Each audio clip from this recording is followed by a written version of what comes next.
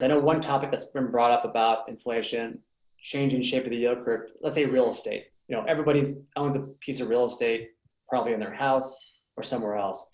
Is there a risk by things happening either quickly or slowly to the yield curve environment to real estate even? Yeah, no, it's definitely a risk for real estate investors. You would essentially want to have wage inflation happening at the same time as long dated yields are moving higher.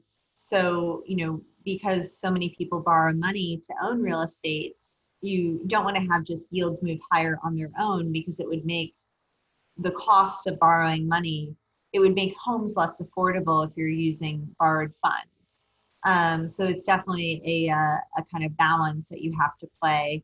I think it's also a challenging time for real estate, especially commercial real estate, with the second derivative effects of COVID.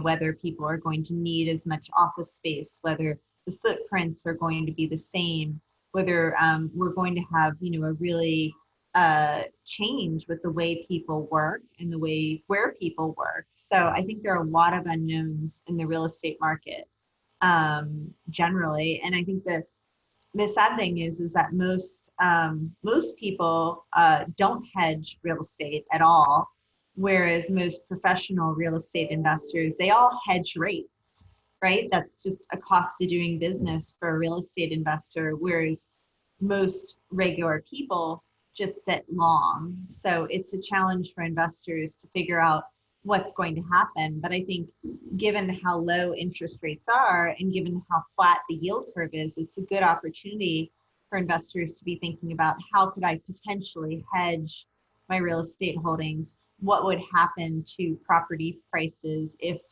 mortgage rates were 6% or 9%, or if we go back to a stagflationary inflationary period, what would that do to property prices? And obviously, nobody knows for certain, but it seems like a good time to be adding hedges, at least to me.